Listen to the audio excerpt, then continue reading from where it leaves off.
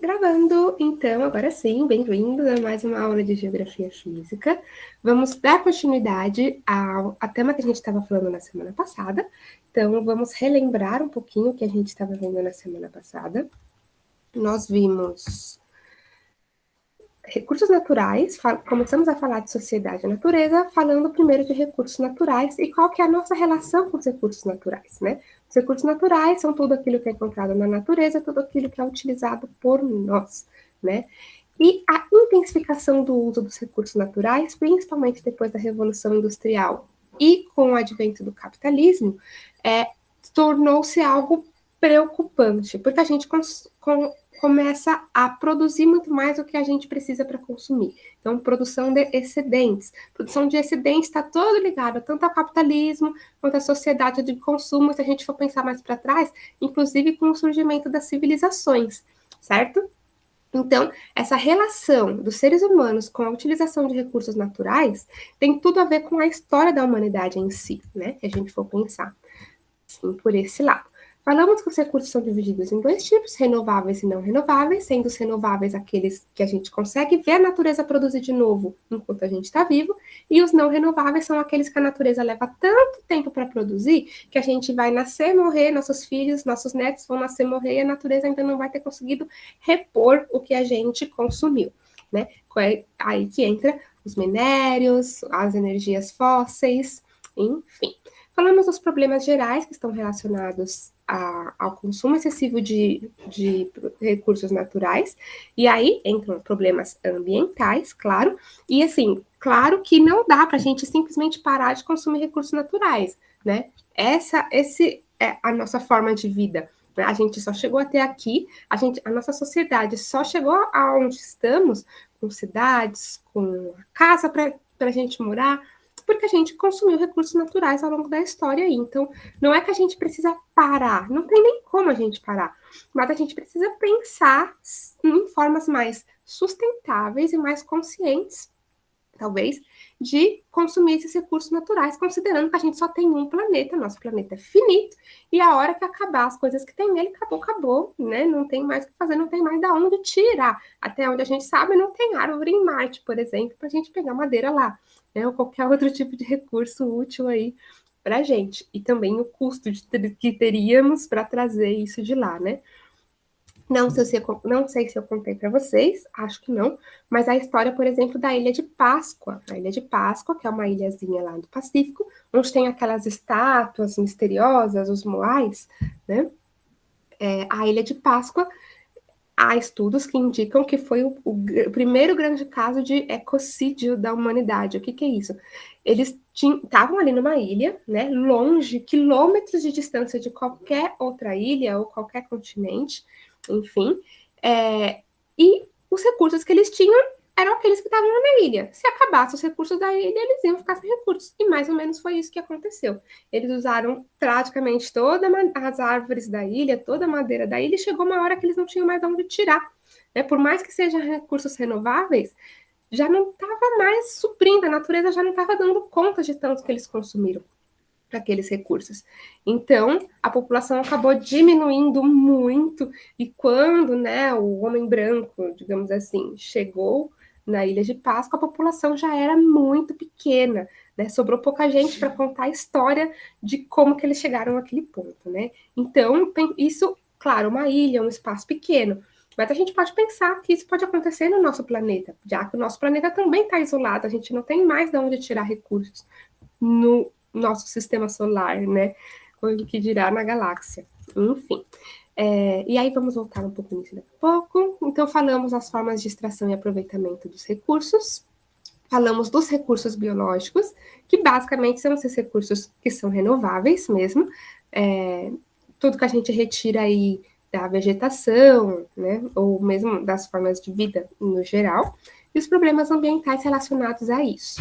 E viemos falando de recursos minerais e minérios. Falei para vocês que minérios são esses minerais que a gente retira da rocha, mas que são economicamente utilizáveis, né? Eles têm valor econômico. Então, quando a gente pega alguma coisa lá das rochas e dá um valor econômico para aquilo, a gente chama aquilo de minério. Isso sejam metais, sejam as próprias rochas que se utilizam na construção civil, por exemplo, ou seja, o petróleo ou o gás que é retirado também das rochas. E eu falei para vocês que a gente encontra diferentes minérios em diferentes tipos de rochas, certo? A gente deu uma breve relembrada nisso aqui, nos tipos de rocha que a gente tem, lembram? Os 3 tipos: ígneas, metamórficas e sedimentares. E é claro que alguns recursos, como por exemplo o petróleo e o gás, que eles têm a sua formação relacionada à matéria orgânica que se depositou ali e foi enterrada, né? A gente vai encontrar então nas rochas sedimentares, porque para o dinossaurinho entrar lá dentro da rocha, ele não consegue ficar, né, o corpinho dele fica preso lá dentro de uma rocha ígnea, ou nenhuma metamórfica. Mas de uma rocha sedimentar, sim. Por quê? Ele morreu ali. Aí ele foi sendo coberto por sedimentos que depois se solidificaram e viraram uma rocha, e ele ficou preso lá dentro da rocha e deu origem ao petróleo, ao gás natural. Né? Lembram disso? Lembram dessa historinha? Né? Que dinossauros de plástico são feitos com dinossauros que foram mortos, né, que morreram muito tempo atrás, deram origem ao petróleo, e hoje a gente usa o petróleo para fazer plástico e fazer dinossauros, né? E eu não lembro se eu passei para vocês, se eu mostrei para vocês uma charge de um dinossauro numa vidente, olhando a bola de cristal e falando para ele assim: veja no seu futuro uma grande importância na indústria do óleo, né? Na indústria do petróleo, ou seja, daqui milhões de anos depois que você morrer, os seus resíduos vão ser utilizados na forma de petróleo, né? Isso lá dos dinossauros há milhões de anos atrás. Então, eles só podiam estar dentro de rochas sedimentares. Já outros minérios, como o ferro, como os minerais ferrosos em geral, né? A gente vai encontrar em outros tipos de rocha, como as rochas ígneas e as rochas metamórficas. E aí a gente tem essa estruturazinha aqui. Deixa eu ligar o ponteiro. Ponteiro. Aqui. Essa estrutura, lembram, né? Das estruturas geológicas que a gente tem aí no planeta, os dobramentos modernos, crátons e bacias sedimentares. Aqui no Brasil a gente não tem dobramentos modernos, mas a gente tem os crátons e as bacias sedimentares. E dependendo do minério que a gente estiver procurando, porque petróleo e gás também são minérios, porque a gente retira eles das rochas. Então, dependendo do minério que a gente estiver procurando, a gente vai procurar ou em bacias sedimentares ou nos crátons, nos escudos cristalinos. Lembram? Os escudos cristalinos são outro nome aí para os crátons. Beleza? Falamos aí do que é a mineração, de forma geral, e o beneficiamento. Coloquei um vídeo bacana para vocês lá sobre o beneficiamento da bauxita para a transformação da bauxita em alumínio, porque a gente não tira o alumínio pronto de dentro das rochas, a gente tira a bauxita e transforma a bauxita em alumínio, né? Esse é o principal minério que a gente transforma aí para ter algo útil à indústria, né? Que a bauxita em si não é tão útil assim. Coloquei o vídeo lá para vocês no Classroom. Se vocês não viram, dêem uma olhada. É do Manual do Mundo, eu acho. Bem bacana o vídeo.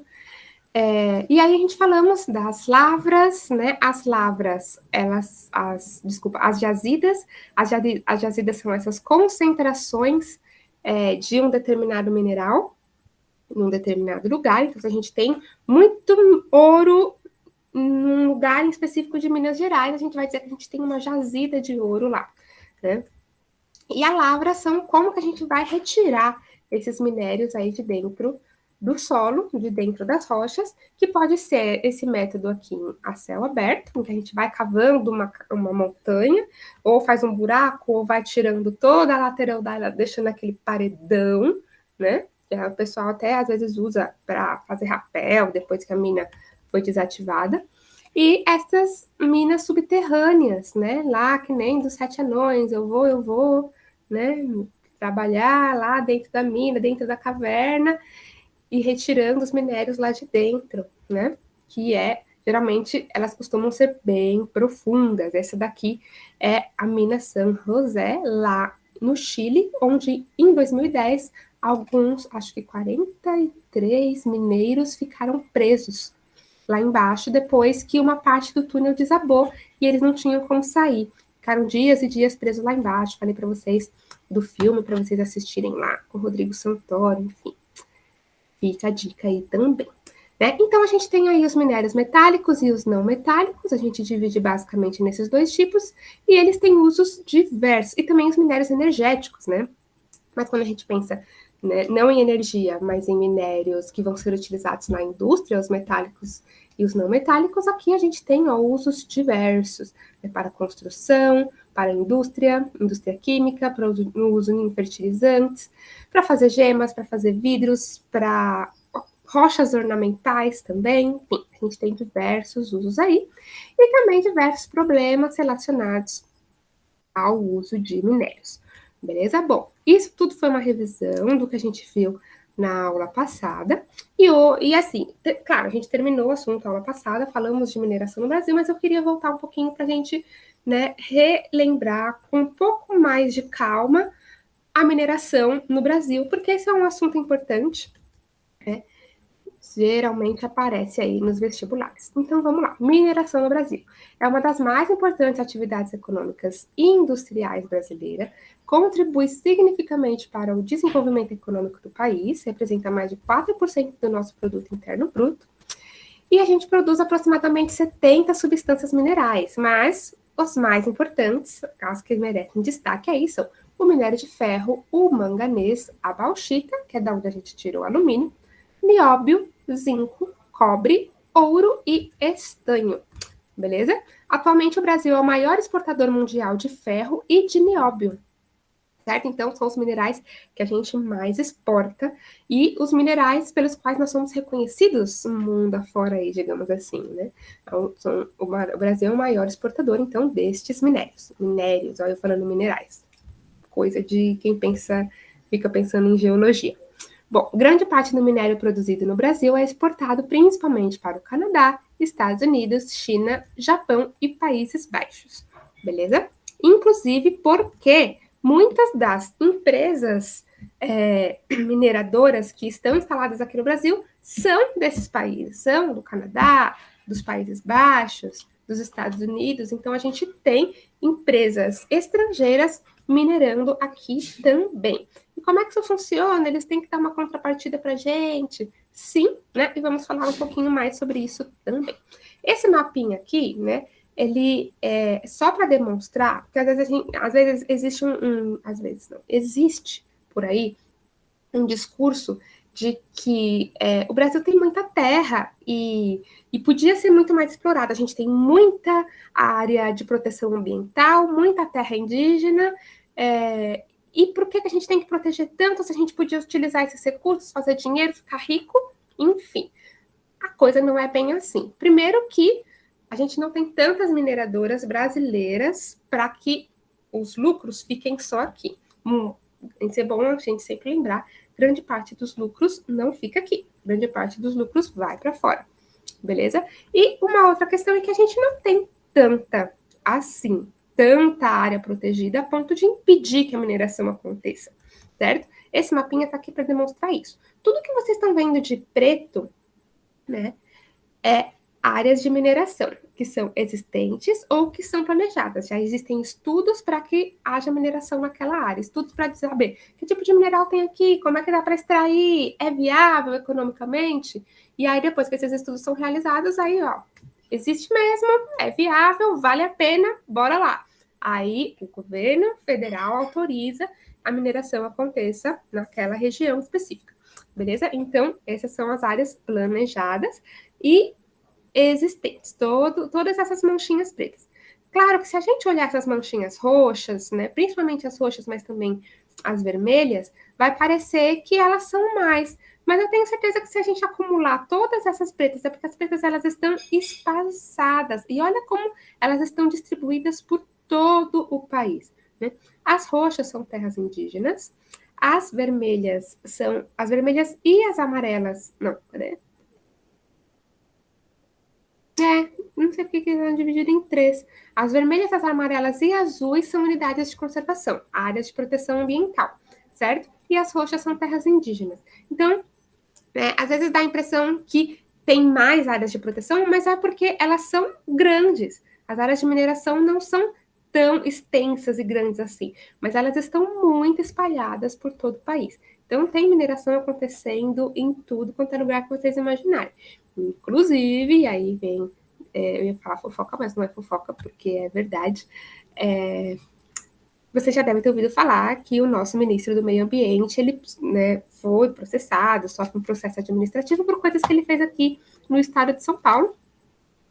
E uma dessas coisas pela qual ele responde seria justamente a acusação de que ele teria tentado beneficiar empresas mineradoras aqui em Barueri, aqui em Mogi, enfim, aqui na região metropolitana de São Paulo, pertinho da gente. Mas eu tô falando isso para a gente perceber que as mineradoras estão aqui, do nosso lado também, né? Aqui pertinho. No caso, eram mineradoras de areia nas margens do rio Tietê, mais ou menos isso.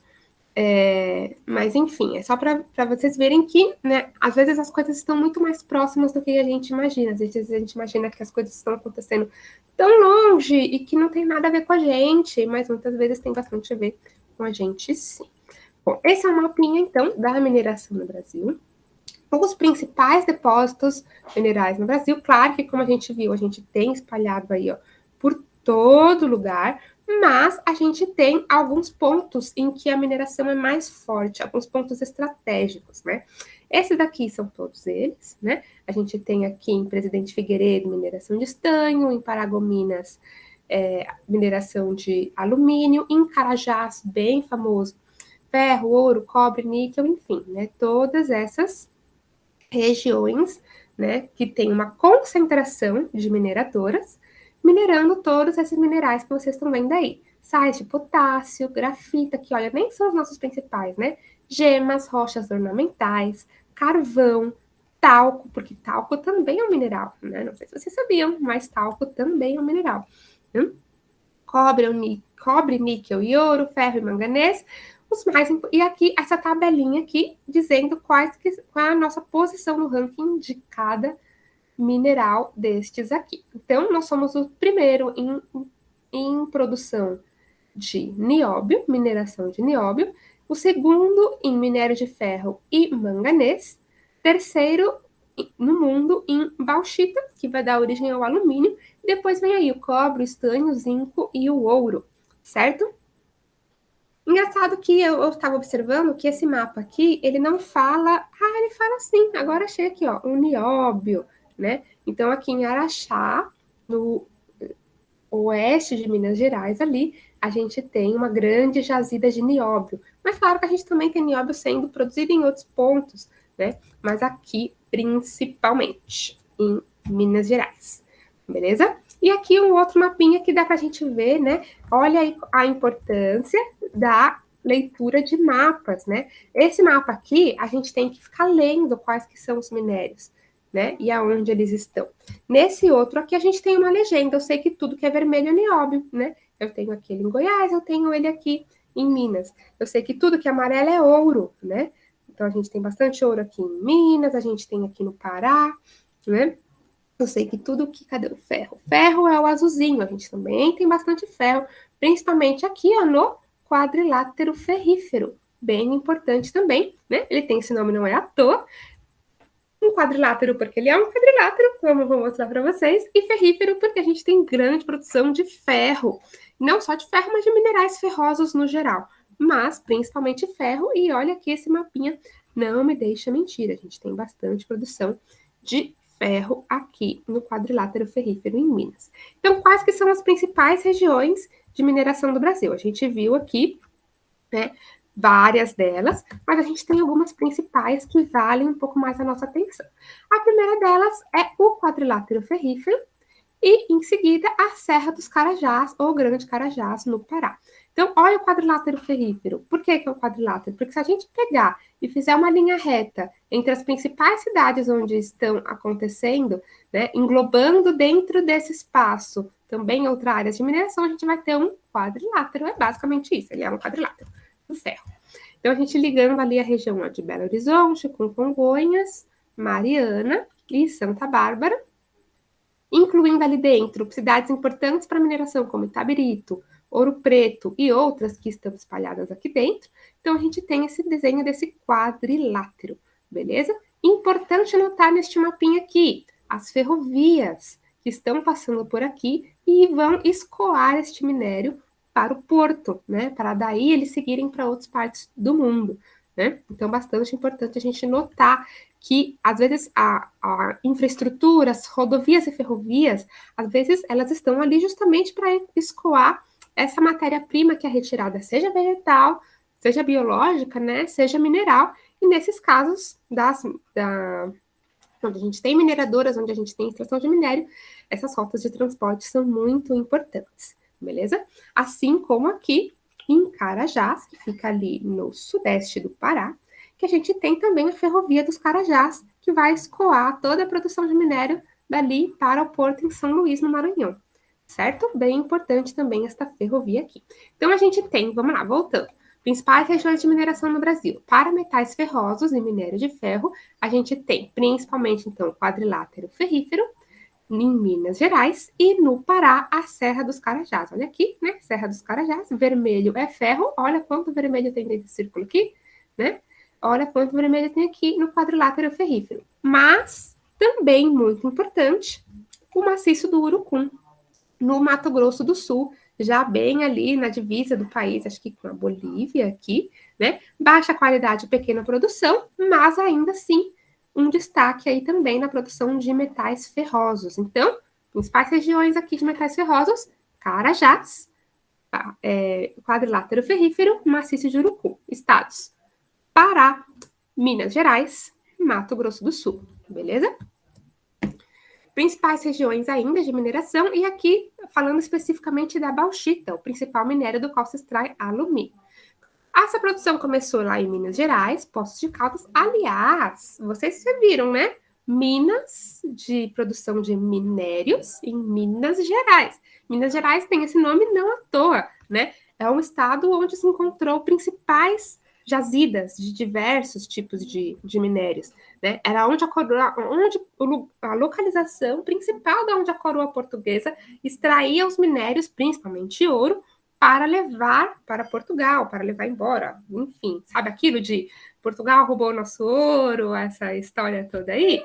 Grande parte deles tiraram da onde? De Minas Gerais. Não é à toa que o estado tem esse nome, né? O estado de Minas Gerais tem uma grande ligação com a produção de minérios na história do Brasil, né? Não é à toa que ele tem esse nome, beleza? Então vamos lá, voltando. Então, a produção de bauxita começou lá em Poços de Caldas, se expandiu pelo Sudeste, né? E aí a gente, inclusive, tem um município aqui no estado de São Paulo, perto ali de Sorocaba, que se chama Alumínio. Não é à toa que o município se chama Alumínio, não é só porque o fundador falou assim, gosto tanto de papel alumínio que eu vou colocar o nome desse município desse nome brilhoso, bonito. Não, tem a ver com a produção de alumínio também. Mas a sua produção hoje acontece principalmente no Pará, região do Vale do Rio e Oriximiná. Alguém falar alguma coisa? Não? Raquel? Não? Bem, então, se quiser falar, pode falar.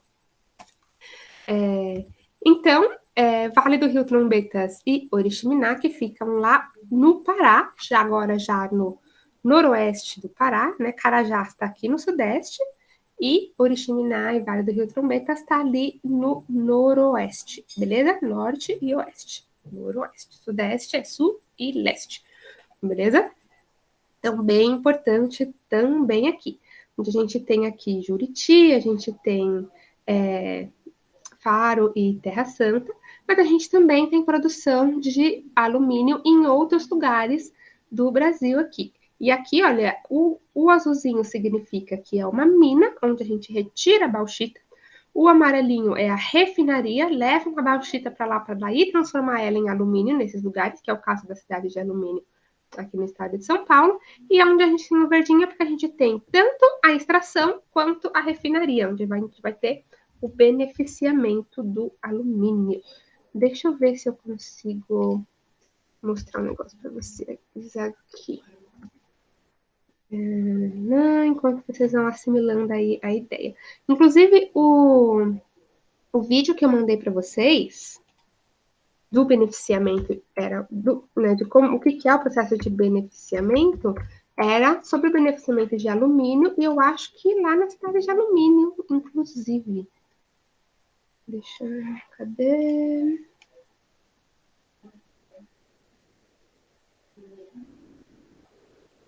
Muito bem. Deixa eu mostrar para vocês.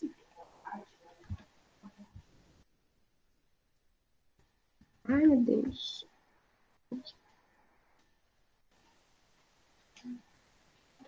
Hoje eu tô com uma tela só. Aí fica um pouco mais difícil. Rapidamente.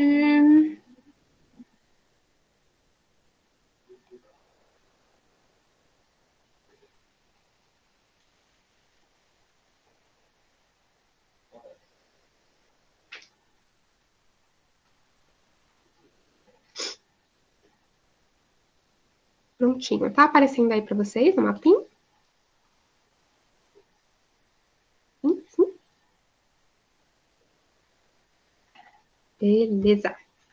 Isso daqui é a cidade de Alumínio, no estado de São Paulo, né? A cidade de São Paulo tá mais ou menos para cá. Olha a mancha urbana aqui da cidade de São Paulo, certo? E a gente tem aqui a cidade de Alumínio. E o que eu queria que vocês observassem? Essa mancha cinza aqui é a cidade de Alumínio, né? A gente tem aqui, ó, se eu aproximar, a gente fala, ó, tem um supermercado aqui, né? Outro supermercado aqui.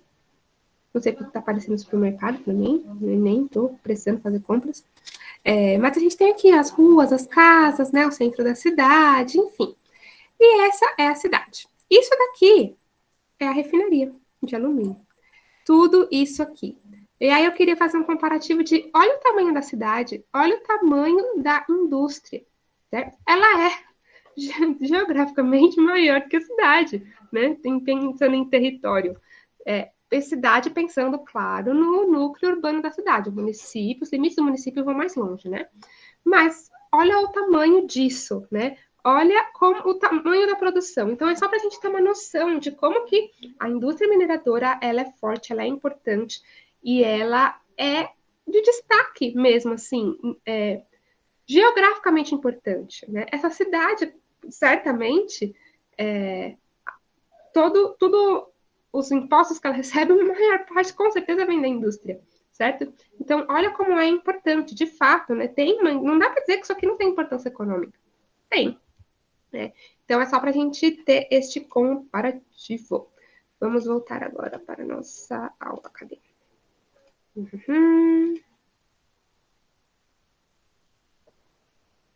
Cadê aqui?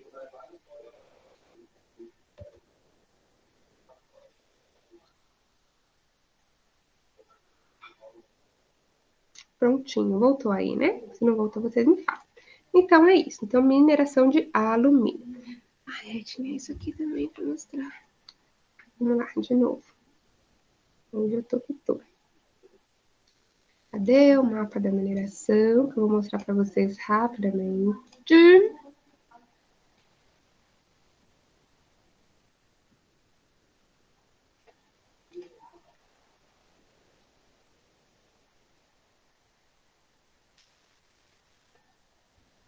Esse aqui eu vou deixar o link para vocês lá no Classroom também, para vocês darem uma olhadinha. Acho que já está aparecendo aí, né? Esse é o mapa da mineração no Brasil. Ele é um mapa interativo, tá vendo? Mapa das minerações brasileiras. Ele é de 2019 e aí ele mostra onde aqui no Brasil a gente encontra minérios, produção de minérios e quais são as empresas que estão minerando nesse lugar. Então, se a gente aproximar aqui, ó, Minas Gerais, região do quadrilátero ferrífero, que fica aqui, a gente vê que a gente tem, ó, um acúmulo mesmo, né, de atividade minerária aqui. E aí, se a gente clicar nesse laranjinha com losango, a gente vai ver que ele simboliza minério de ferro e, neste caso, sendo minerado pela Vale, o município, né, qual que é a mineradora, qual que é a produção em toneladas nessa jazida em específico. Cada um desses pontos, então, vai ser uma jazida, tá? Um ponto onde é realizado essa mineração, esse acúmulo de minérios ali. O amarelinho aqui vai ser ouro. Nesse caso, olha a empresa Anglo Gold Ashanti, né? Eu acho que isso aqui não é nacional. Esse verdinho aqui, a empresa de cimento lis, minerando ali calcário.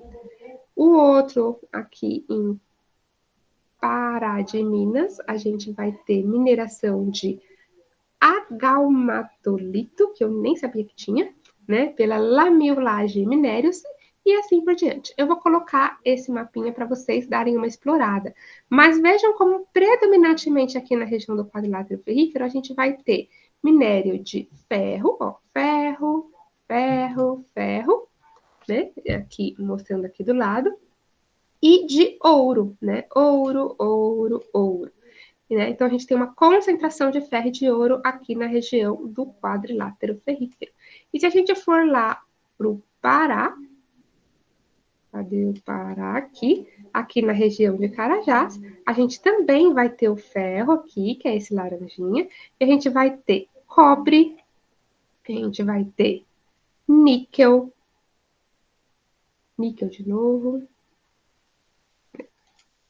manganês, cobre, manganês, ferro, né? E aí a gente vai descobrindo o que, que a gente tem em cada região, beleza?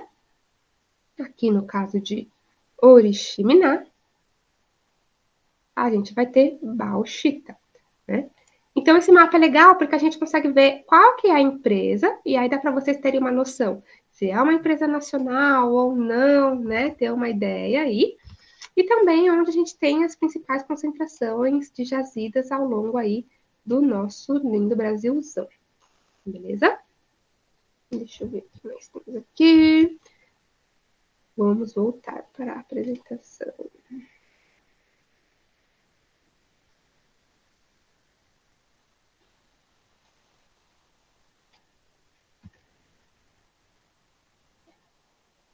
Carregando. Depois explorem o mapa, ele é bem bacana. Bom, e o que mais a gente precisa saber e entender um pouco melhor sobre essa questão da mineração também? Esses termos aqui são bem importantes quando a gente fala de mineração, são bem importantes quando a gente fala de utilização de recursos no geral, e não só de mineração, né? Claro que mineração tem uma importância econômica bem grande, mas quando a gente usa esses termos para exploração de recursos de forma geral. E o primeiro deles, então, vai ser commodities. O que são commodities? O que é isso? A gente escuta falar, né? Mas a gente às vezes não sabe definir. Commodities, então, são esses produtos básicos não industrializados, tudo isso que a gente chama de matéria-prima. Então, vai entrar tanto os recursos biológicos, né? Quanto os minerais, os renováveis e os não renováveis, todos eles, que independentemente de quem os produziu ou aonde ele foi produzido, o preço dele é uniformemente determinado pela oferta e procura internacional. Ou seja, eu estou produzindo milho, eu estou produzindo aqui toneladas de milho aqui no estado de São Paulo e tem um cara produzindo mais do que mais de toneladas de milho também lá no Mato Grosso.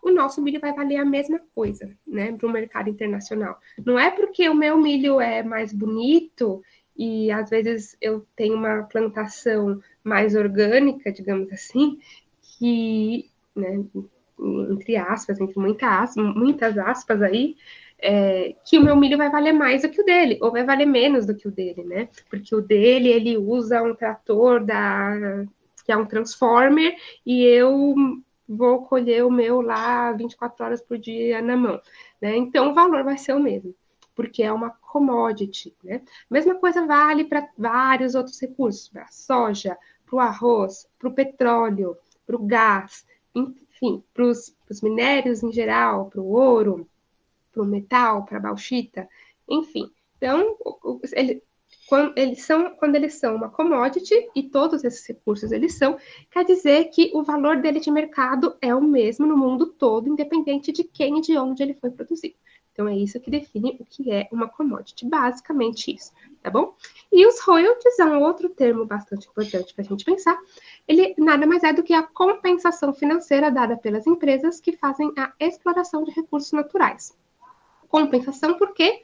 Por eventuais danos ambientais, sociais ou infraestruturais que podem ser causados durante o processo. Por isso a gente ouve falar principalmente de royalties da mineração, porque a mineração, de todos esses processos que extraem recursos, a mineração é o que mais tem o potencial de causar danos ambientais, certo? Então, é claro que a gente vai ouvir falar mais desses royalties, mas os royalties também são são atribuídos a outros, exploração de outros recursos, como, por exemplo, e bastante importante também, recursos hídricos, né? O uso de recursos hídricos, seja para a produção de energia elétrica ou para o abastecimento, se for uma empresa privada que está utilizando esse recurso, ela também tem que pagar uma parte desses lucros para o Estado, certo? E aí, esses royalties, essa compensação, ela é distribuída para os municípios, para os estados, né, pela União, a União, que é, né, o governo federal, vai pegar esse valor e vai distribuir aí para os municípios e os estados que são afetados de alguma forma por essa atividade mineradora, né, essa atividade de extração de recursos, seja ela qual for. Por exemplo, no caso da mineração, sei lá, do quadrilátero ferrífero, em que a mineração é retirada ali e é escoada até o porto, né, todas essas cidades que estão no caminho, elas estão sofrendo danos na infraestrutura delas, que é nas ferrovias, por exemplo, às vezes poluição por causa da forma como o transporte é feito. Então, todas elas têm direito a uma parcelinha dessa compensação financeira pelos danos ambientais, sociais, que estão sendo causados ali direta ou indiretamente, beleza? Essa palavra royalties, ela vem lá de royal, que é do rei, da coroa, né? E a origem dela é justamente isso, é a parte que é do rei. Então, você está usando minha terra aqui, a terra é minha. Então, uma parte do que você está lucrando aí é minha, certo? Então, se o minério, né, se o recurso está sendo retirado do território brasileiro, a empresa, né, esse particular, ele tem que devolver uma parte para o governo brasileiro, porque ele está explorando terras que teoricamente seriam, né, bens, né, os recursos eles teoricamente seriam de uso comum, né? Então toda a população teria direito àquilo. Então a população precisa ser compensada de alguma forma pela extração desse recurso, pelos danos que podem estar sendo causados ali, beleza? No caso da mineração, ele é chamado especificamente de CEFEM, que é compensação financeira pela exploração mineral. Então, é uma taxa que as mineradoras pagam para o governo como uma compensação pelos danos causados, beleza? Sejam eles ambientais ou sociais, ou infraestruturais, né? Danos na infraestrutura também, beleza? Bom, então a gente já viu que, claro, não dá para a gente viver sem exploração e utilização de recursos naturais, mas que a gente precisa pensar se a forma como a gente está fazendo é sustentável, basicamente isso. Então, para chamar a atenção da sociedade quanto ao consumo excessivo de recursos naturais, criou-se o conceito de sobrecarga da terra. Vocês já devem ter ouvido falar disso. Tem um videozinho, passo agora. Não vou passar o videozinho agora, sobre o dia da sobrecarga da terra, que é basicamente uma data que foi estipulada dizendo que se nesse ano fosse acabar todos os recursos da terra da forma como a gente está consumindo, esse dia se, voltando. Vamos supor que esse ano é a idade do planeta. E a gente tem até tal dia para utilizar os recursos. Então a gente calcula, pela quantidade de recursos que estão sendo utilizados, nossos recursos durariam até que dia desse ano, né? Então durariam até o dia 1º de setembro, dali para frente a gente já não teria mais recursos, né? Então foi criada qual que é essa data que seria a sobrecarga da Terra, até que dia a Terra não aguentaria mais. E o que preocupa é que cada ano que passa, esse dia está acontecendo cada vez mais cedo. Ou seja, em vez da gente estar consumindo menos, a gente está consumindo cada vez mais. Mas é uma data importante, né? Não é uma data específica, porque essa data muda conforme a quantidade de recursos que a gente consome. Mas é importante justamente para conscientização, para a gente pensar, caramba, já pensou passar o resto do ano sem ter o que comer? Não dá, né? Então a gente precisa se conscientizar para o uso de recursos. É claro que a gente acaba conscientizando quem usa pouco e não os grandes empresários, as grandes indústrias e tal, mas é importante que a população como um todo tenha consciência disso, beleza? Então, o que a gente tinha para falar sobre recursos naturais era isso. E eu queria começar a falar sobre meio ambiente, mas não vai dar tempo mesmo. Vai dar tempo só de começar, vai ficar muito. Ou será que dá? Peraí. Bom, a gente tem 10 minutos. Eu acho que dá pra gente começar a falar um pouquinho sobre questão ambiental, tá bom? Então, vamos lá. Então, o que a gente tinha para falar sobre mineração era isso, e é claro que isso dá um gancho, né? Com certeza, para a questão ambiental. Grande parte desse tema vocês já viram, eu acho, com o Lucas, mas a gente vai relembrar um pouco e falar um pouco de outras questões também, beleza? Deixa eu ver aqui.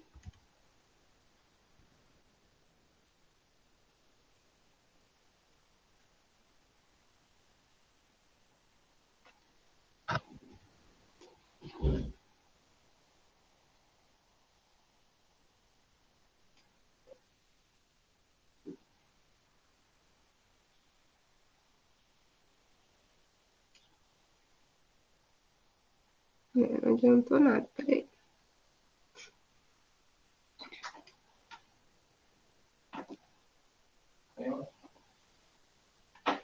Vai ficar assim mesmo, porque eu tô com uma tela só hoje. Beleza? Então, um pouquinho sobre a questão ambiental. Não é muita coisa, uma grande parte disso vocês, né, já têm visto por aí. Então, vamos lá. Beleza. Então, a gente vai falar sobre meio ambiente. O que é meio ambiente? Né? Meio é o local onde a gente vive. E ambiente é aquilo que está em volta de alguma coisa, né? Então, o nosso meio ambiente é justamente isso que nos circunda. Sempre é importante a gente lembrar, nós não estamos isolados da natureza, né? O tema dessas aulas são sociedade e natureza, justamente porque não dá para a gente distinguir sociedade e natureza. Por mais que a gente tente, por mais que a gente se veja longe da natureza, a natureza é o que está lá na floresta, é onde eu vou passar o fim de semana e eu não tenho nada a ver com isso. Na verdade, não dá para a gente distinguir uma coisa da outra. Como a gente tem visto, a gente utiliza recursos naturais no nosso dia a dia, todo dia, a todo momento a gente utiliza recursos naturais.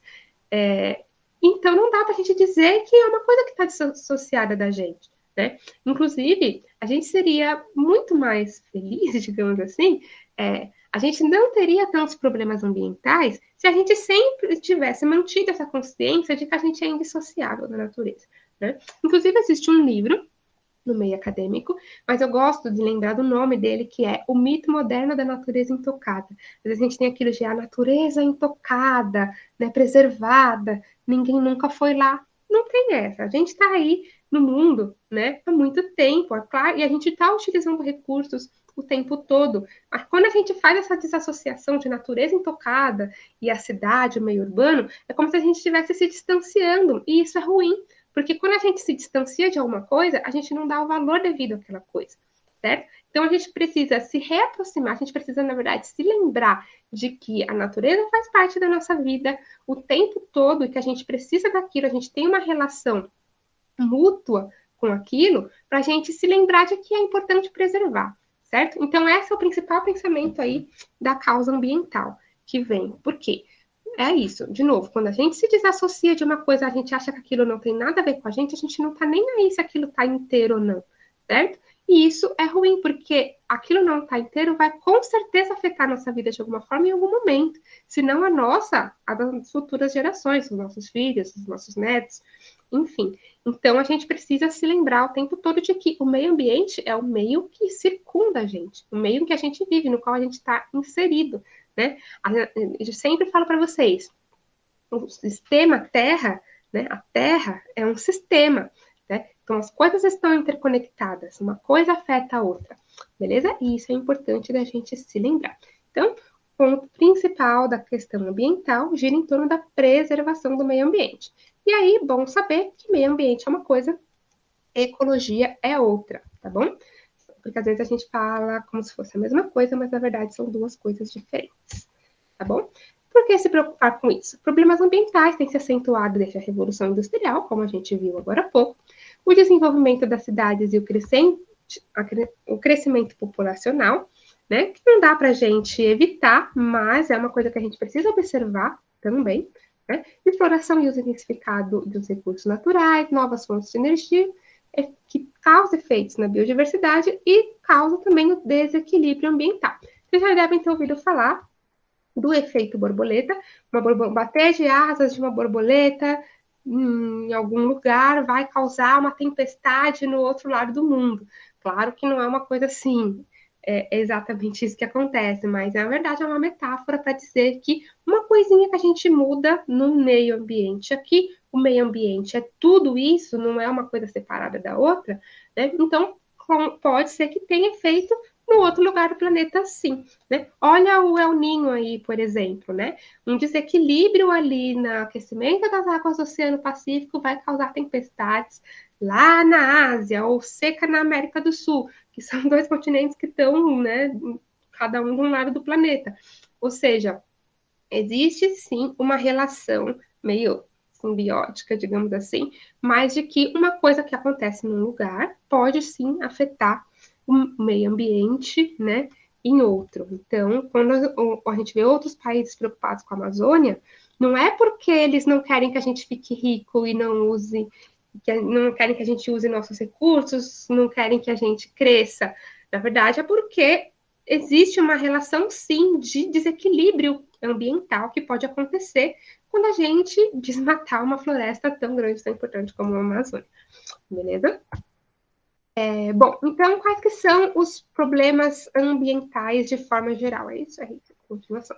Então, listei aqui alguns problemas ambientais, né, de ordem geral, como poluição, e aí a gente vai ter poluição do ar, poluição do solo e poluição das águas, por exemplo, né? No ar a gente tem lançamento de poluentes na atmosfera, e a gente viu que isso afeta, inclusive, clima, né? Lembra que a gente viu sobre inversão térmica, chuva ácida, e isso tem a ver com poluição atmosférica, beleza? E aí isso vai levar a doenças respiratórias, chuva ácida, buraco na camada de ozônio, inversão térmica, tudo aquilo que a gente já viu.